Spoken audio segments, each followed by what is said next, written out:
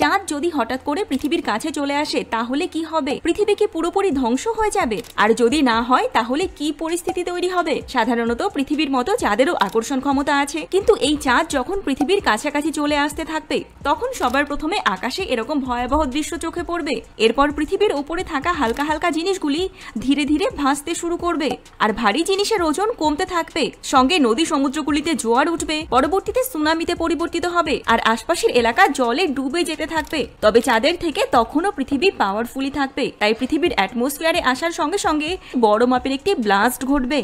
এই ব্লাস্টে চাঁদ টুকরো টুকরো হয়ে পৃথিবীর আশপাশে ছড়িয়ে পড়বে, যা পরবর্তীতে পৃথিবীকে কেন্দ্র করে গোলাকারে ঘুরতে থাকবে আর পৃথিবীর চারদিকে বলয় তৈরি হয়ে যাবে। এখানে দেখুন ট্যাটু করা হচ্ছে, কিন্তু সত্যি কি সুচ সুতো দিয়ে ট্যাটু করা হচ্ছে? দেখে এরকমটাই মনে হচ্ছে, কিন্তু বাস্তবে এমনটা নয়। এই ট্যাটুটিকে নর্মাল ভাবেই তৈরি করা হয়েছে, তবে দেখে মনে হয় সুচ সুতো দিয়ে তৈরি করা। সমস্ত ভুল ধারণাটি তৈরি হয় ট্যাটুটির ডিজাইনের জন্য। এরপর এখানে দেখুন এটি অন্য ধরনের ট্যাটু। ইউভি লাইটের নিচে আসার সঙ্গে সঙ্গে এই ট্যাটুটি জল জল করতে থাকে, তবে এই ট্যাটু অন্য ট্যাটুর থেকে একটু আলাদা, কারণ এর ইঙ্ক বেশি ক্ষতিকর। এই ইঙ্কটিকে এরকম তৈরি করার জন্য এর মধ্যে অনেক বেশি পরিমাণে ক্ষতিকর কেমিক্যাল মেশানো হয়েছে, আর তারপর এটি এরকম ভাবে জল জল করে। এরপর এখানে ট্যাটু তৈরি করার পর এরকম ভাবে পলিথিনের লেয়ার আর বিশেষ এক ধরনের লিকুইড দিয়ে আটকে দেওয়া হয়। এটা মনে করা হয় যে এরকমটা করলে ট্যাটুর কালার আরো ভালো আসবে। কুইন বি অর্থাৎ রানী মৌমাছিকে একটি ছোট্ট খাঁচার মধ্যে বন্দি করে রাখা হচ্ছে, কিন্তু এমনটা কেন করা হচ্ছে? বাস্তবে সবটাই রানী মৌমাছির সেফটির জন্য করছে এই ব্যক্তি। অনেক সময়তে এমন হয় যখন কোনো কারণবশত রানী মৌমাছি মারা যায়, আর রানী মৌমাছি ছাড়া যে কোনো মৌচাক সম্পূর্ণভাবে অচল। এজন্য শুরুতে রানী মৌমাছির সেফটির জন্য এদেরকে ছোট খাঁচায় আটকে রাখা হয়, আর তারপর যখন মৌমাছিটি একটু বড় হয়ে যায়, সঙ্গে বাকি মৌমাছিরা তাকে রানী মানতে শুরু করে দেয়, তখন মৌমাছিটিকে ছেড়ে দেওয়া হয়। থাইল্যান্ডের কায়ান ট্রাইবের মানুষেরা আজও এভাবে গলাতে একের পর এক রিং পরতে থাকে। তারা চায় তাদের এই ট্র্যাডিশনকে চিরকাল তারা মেনে চলবে। এজন্য দিন যতই বদলে যাক না কেন, এখানকার ছোট ছোট মেয়েরা আজও পর্যন্ত এই রিং পরে চলেছে। বয়স বাড়ার সঙ্গে সঙ্গে রিং এর সংখ্যা বাড়তে থাকে আর তাদের গলাকে ধীরে ধীরে লম্বা করতে থাকে। এর কারণ লম্বা গলাকে এখানকার মানুষেরা সৌন্দর্যের গুরুত্বপূর্ণ পার্ট হিসাবে মানে।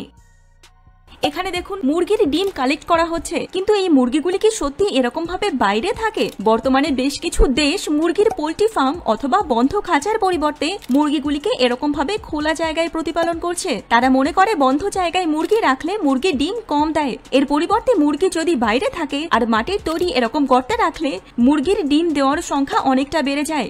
এরপর এখানে হাজার হাজার রেইনডিয়ার চক্রাকারে ঘুরে চলেছে, কিন্তু কেন? কেউ কেউ দেখে মনে করে এরা পথ ভুলে গিয়ে এরকম ভাবে ঘুরতে থাকে, আর কেউ কেউ বলে ঠান্ডার সময় নিজেদেরকে গরম রাখার জন্য এরা এরকমটা করে। আবার কিছু মানুষ মনে করে শিকারী পশুদের চোখে ধোঁকা দেওয়ার জন্য এরা অনবরত ঘুরতে থাকে, যার ফলে কোনো শিকারী পশু সঠিকভাবে এদের টার্গেট করতে পারে না। কিন্তু কারণ যাই হোক না কেন, সম্পূর্ণ বিষয়টি বেশ বিস্ময়কর, যা অন্যান্য পশুদের মধ্যে খুব কম দেখতে পাওয়া যায়।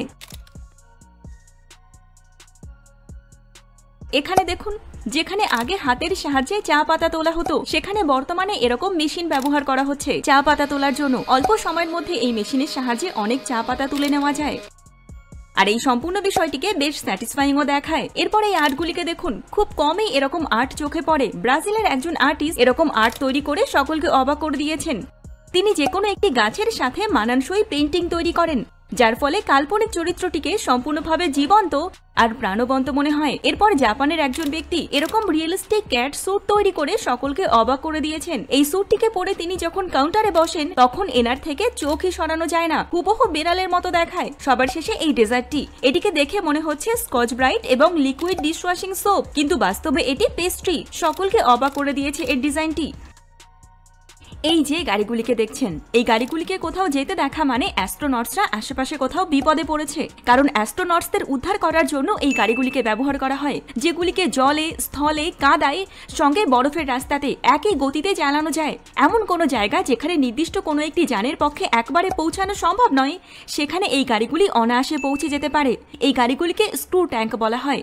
এই স্ক্রু শেপের জন্যই যে কোনো সারফেসের ওপর দিয়ে গাড়িগুলি চলাচল করে। পৃথিবীতে নামার সময় কোনো কারণবশত অ্যাস্ট্রোনটসরা ভুল জায়গাতে ল্যান্ড করলে এই গাড়িগুলির সাহায্যেই তাদেরকে উদ্ধার করা হয়। আখ থেকে আখের চারা গাছ কিভাবে তৈরি করা হয়, এই সম্পূর্ণ প্রসিডিওরটি বেশ অসাধারণ। এজন্য সবার প্রথমে তো বড় আখগুলিকে নেওয়া হয়, যার ওপর থেকে পাতা ছাড়িয়ে নিতে হয়। এরপর আখের মাঝখানে জয়েন্টওয়ালা জায়গাগুলিকে কেটে নেওয়া হয়। মেশিনের সাহায্যে একজন ওয়ার্কার এই কাজ করেন। প্রচুর পরিমাণে আখের জোড় কাটতে হয় এক্ষেত্রে। এরপর এই টুকরোগুলিকে ভালো করে ধুয়ে নেওয়া হয়। তারপর একটি প্লাস্টিকের ওপরে, যেখানে ছোট ছোট টবের আকারের পাত্র থাকে, তার মধ্যে সার মাটি দিয়ে দেওয়া হয়। এরপর আখের টুকরোগুলিকে সঠিকভাবে রাখা হয়। এগুলি বীজের মতো কাজ করে। এরপর এই টুকরোগুলিকে রোদে দেওয়া হয়, সেখানে এর ওপর জল দিয়ে দেয় কৃষকেরা। এরপর বীজগুলিকে বিভিন্ন লেয়ারে ঢেকে দেওয়া হয়। এইভাবে সম্পূর্ণ ঢাকা অবস্থায় 20 থেকে 25 দিন থাকে। আর তারপর 20 থেকে 25 দিন পর যখন লেয়ার সরিয়ে নেওয়া হয়, তখন দেখা যায় আখের টুকরো থেকে চারা তৈরি হয়ে গেছে। এরপর এই চারা গাছগুলি থেকেই আগামী 1 বছরের মধ্যে এক একটি আখ তৈরি হয়ে যায়। অ্যাস্ট্রোনটসরা যে স্পেস স্যুট ব্যবহার করে, সেই স্পেস স্যুটে বাস্তবে কি কি থাকে, আর এই স্পেস স্যুট পরার পর কি কি সমস্যা তাদের ফেস করতে হয়। সবার প্রথমে স্পেস স্যুট পরার আগে অন্য একটি পাতলা স্যুট তাদের পরে নিতে হয়, যার উপর সরু ওয়াটার টিউব লাগানো থাকে, যা স্পেস স্যুটের জন্য হওয়া হিট থেকে বডিকে প্রোটেক্ট করে। এরপর তারা যে স্পেস স্যুট পরে সেটি হুবহু কোনো বক্সের মতো। এই স্যুটের পেছনের পার্টে থাকে অক্সিজেন সিলিন্ডার, থাকে ওয়াটার সিলিন্ডার, সঙ্গে ব্যাটারি সহ আরো বেশ কিছু জিনিস। এখানেই শেষ নয়, এই স্পেস স্যুটের ওজন হয় 100 কেজি বা তার বেশি। এজন্য স্পেস স্যুট পরার পর অ্যাস্ট্রোনটসদের অনেক ধরনের অ্যাক্টিভিটি করতে হয়। এটা বুঝতে হয় যে স্পেস স্যুটটিকে পরার পর তাদের বডি সঠিকভাবে মুভ করছে কিনা। আর সমস্ত কিছু যদি ঠিকঠাক থাকে, তাহলে স্পেস স্যুট পরানোর সম্পূর্ণ প্রসেসটি পুরোপুরি কমপ্লিট হয়। এখানে এই সাদা পেঙ্গুইনটির পেছনে চলতে থাকা ভারী পেঙ্গুইনটি আসলে কোন প্রজাতির পেঙ্গুইন? এরা যে পেঙ্গুইন সেটা তো নিশ্চিত, তবে কালার অন্য কেন? আসলে এই পেঙ্গুইনটি সামনে চলতে থাকা পেঙ্গুইনের বাচ্চা। পেঙ্গুইনদের ক্ষেত্রে একটি বিশেষ বিষয় লক্ষ্য করা যায়, সেটি হলো পেঙ্গুইনের বাচ্চা জন্মের পর একেবারে ছোট থাকে, কিন্তু মাত্র কয়েক মাসের মধ্যেই এরা মা পেঙ্গুইন অথবা বাবা পেঙ্গুইনদের মতো বড় হয়ে যায়। এবার প্রশ্ন হলো, এদের গায়ের লোম আলাদা কেন? আসলে ছোট অবস্থাতে নিজেদেরকে ঠান্ডা থেকে রক্ষা করার জন্য এদের গায়ে এরকম আলাদা লোম দেখতে পাওয়া যায়, আর ঠান্ডা পার হয়ে গেলে এই লোম আপনা আপনি ঝরে যায়। একবার একটি বৈজ্ঞানিক জার্নালে প্রকাশিত হয়েছিল যে অক্টোপাস বাস্তবে অন্য গ্রহের এলিয়েন, কিন্তু এমনটা কেন মনে করা হয়েছিল? অক্টোপাসের কি কি বৈশিষ্ট্যের জন্য তারা এরকম সিদ্ধান্তে এসে দাঁড়িয়েছিল? আর সাথে একটি ব্লু রিংওয়ালা অক্টোপাসের শরীরে যে বিষ পাওয়া যায়, তা কতজন মানুষের প্রাণ নিতে পারে? সাধারণত অক্টোপাস এমন প্রাণী যাদের আইকিউ অন্যান্য বুদ্ধিমান প্রাণীদের সমান বা তাদের থেকে বেশি। এজন্য এরা পাজল পর্যন্ত সলভ করতে পারে। এদের শরীরে কোনো হাড় থাকে না, সঙ্গে এদের রক্ত নীল রঙের হয়, আর এদের শরীরে হার্ট আছে 3টি, ব্রেন আছে 9টি। সাথে অক্টোপাসরা নিজেদের রং পরিবর্তন করে নিতে পারে, এমনকি শরীরের কোনো অঙ্গ কেটে গেলে নতুন করে তৈরি করে নিতে পারে। আর একটি ব্লু রিংওয়ালা অক্টোপাসের শরীরে যে বিষ পাওয়া যায়, তা দিয়ে 26 জন মানুষের প্রাণ চলে যেতে পারে। এই সমস্ত কারণগুলিকে দেখে progress in biophysics and molecular বায়োলজির বৈজ্ঞানিক জার্নালে প্রকাশিত হয়েছিল যে অক্টোপাসকে তারা অন্য গ্রহের এলিয়েন হিসাবে মানছে। মাটির চায়ের কাপ, যা অতীত থেকে বর্তমান সমানভাবে জনপ্রিয়, কিন্তু এই চায়ের কাপ কিভাবে তৈরি করা হয়? সম্পূর্ণ প্রসেসটি বেশ অসাধারণ। মাটির যে কোনো জিনিস তৈরি করার জন্য যে মাটি ব্যবহার করা হয় তা সম্পূর্ণ এঁটেল মাটি হয়, যে মাটি দিয়ে সুন্দর সুন্দর পাত্র তৈরি করা হয়। প্রথমে এই মাটিকে তো আটার মতো ভালো করে মেখে নেওয়া হয়, আর তারপর সঠিকভাবে মাখা হলে একটি মেশিনের উপর রেখে দেওয়া হয়, যেখানে মেশিনটি অনবরত ঘুরতে থাকে। এরপর হাতের সাহায্যে কাপের শেপ দেওয়া হয়। শুধুমাত্র অভিজ্ঞতা সম্পন্ন মানুষই এরকম কাজ করতে পারে। এভাবে পরপর কাপগুলিকে তৈরি করে নেওয়া হয়, আর তারপর কাপগুলিকে রোদে শুকাতে দেওয়া হয়। এরপর শুকিয়ে গেলে কাপগুলিকে পোড়ানোর সময় আসে, এজন্য জ্বালানি দিয়ে সঠিকভাবে কাপগুলিকে সাজিয়ে নেওয়া হয়, আর তারপর আগুন জ্বালিয়ে দেওয়া হয়। এরপর সঠিকভাবে পোড়া হলে তৈরি হয়ে যায় পোড়া মাটির কাপ। বাইক রেসারদের আমরা রেসিং করতে দেখেছি, কিন্তু তাদেরকে ফিল্ডে নামানোর আগে অনেক জায়গাতে এরকম ভাবে ভার্চুয়াল ট্রেনিং দেওয়া হয়। আমাদের দেখে অদ্ভুত মনে হলেও বাইকে যারা বসে আছে তাদের কাছে সম্পূর্ণ বিষয়টি একেবারে অরিজিনাল মনে হচ্ছে। বাইকের সামনে থাকা টিভি সহ বাইকটি যখন নড়তে থাকে, তখন তাদের মনে হয় তারা স্বাভাবিকভাবে এগিয়ে যাচ্ছে। এভাবে প্র্যাকটিস করলে এক তো কঠিন মোড় আসলে তারা সহজেই তা সামলে নিতে পারে, আর একই সঙ্গে প্র্যাকটিসের জন্য তাদের চোটও লাগে না। সঙ্গে স্টার্টিং এর ভয় কমানোর জন্য এরকম ভাবে প্র্যাকটিস করানো হয়। এই ব্যক্তি একটি মেশিনের হ্যান্ডেলকে বারবার সামনের দিকে ছুড়ে দিচ্ছেন। বাস্তবে ইনি একজন প্রফেশনাল জ্যাভলিন থ্রোয়ার, আর জ্যাভলিন থ্রো করার আগে ঘরে বসে এই মেশিনের সাহায্যে ইনি প্র্যাকটিস করেন, আর তারপর মোটামুটি শিখে গেলে ইনি ফিল্ডে নামেন। এরপর এই মেশিনটিকে দেখুন। এই মেশিনটিকে তৈরি করা হয়েছে স্কেটিং প্র্যাকটিস করার জন্য। ট্রেডমিলের মতো এই সার্ফেসটি চলতে থাকে, আর সামনে বড় মাপের টিভি থাকার জন্য হুবহু মনে হয় বরফের ওপর কেউ স্কেটিং করছে। এভাবে প্র্যাকটিস করার পর কোনো মানুষ ফাইনালি গিয়ে বরফের ওপর স্কেটিং করতে পারে।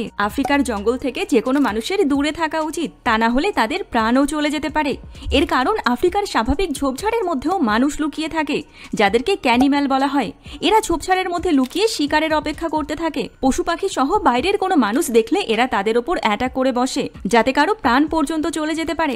আফ্রিকা ছাড়াও অস্ট্রেলিয়ার কিছু আইল্যান্ড, পাপুয়া নিউগিনি, সঙ্গে ভারতের আন্দামান নিকোবরের নর্থ সেন্টিনেল আইল্যান্ডে এই ধরনের মানুষদের দেখা পাওয়া যায়। তবে বর্তমানে কিছু মানুষ এমনও আছেন যারা এই উপজাতিদের বিশ্বস্ততা অর্জন করতে সক্ষম হয়েছে।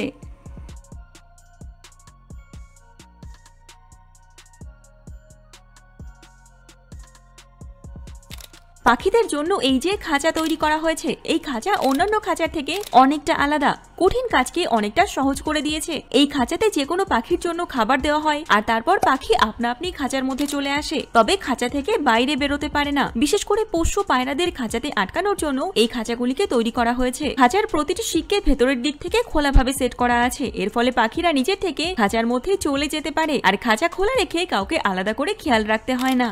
বর্তমানে যে পরিমাণে নতুন গ্যাজেট সঙ্গে রোবোটিক মেশিন তৈরি করা হচ্ছে, তাতে আগামী দিনে এরকম কিছু হলে কেউ অবাক হবে না।